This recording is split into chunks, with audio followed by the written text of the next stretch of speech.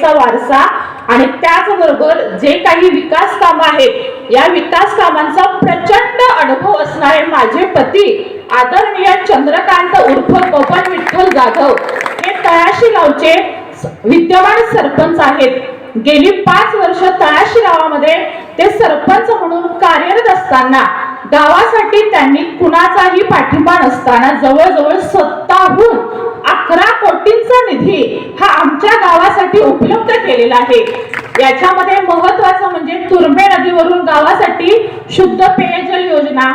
त्याचबरोबर गावामधील रस्ते, गावातील गटर्स, तळ्याचं सुशोभीकरण, त्याचबरोबर गावामध्ये एक आदर्शवत अशी स्मशानभूमी, अशी विविध कामे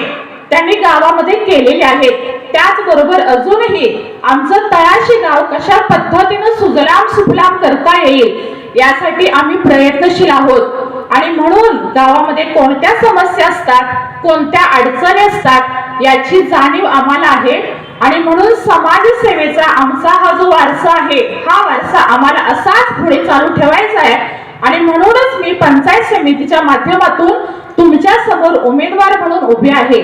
उमेदवार म्हणून काम करत असताना मला तुम्हाला एक सांगावंसं वाटतं, तुर्भे पंचायत समिती अंतर्गत येणारी जी काही गावं आहेत या गावांच्या मध्ये महत्त्वाचं शिक्षणाच्या ज्या काही आधुनिक सोयी आहेत या सोयी जिल्हा परिषदेच्या शाळांच्या मध्ये,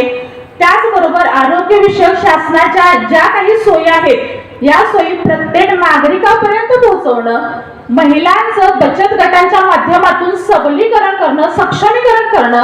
आणि त्याचबरोबर महत्त्वाचं म्हणजे प्रत्येक गावासाठी जास्तीत जास्त विकास निधी कसा उपलब्ध करून आणायचा या सर्व कामांसाठी आमचं प्राधान्य असेल आणि म्हणून तुम्हाला माझी एक कळकळीची विनंती आहे, येत्या 5 तारखेला तुम्ही आम्हा 3ही उमेदवारांना हात या चिन्हासमोरील बटन दाबून भरघोस मताने विजयी करावं अशी मी तुम्हाला कळकळीची विनंती करते आहे,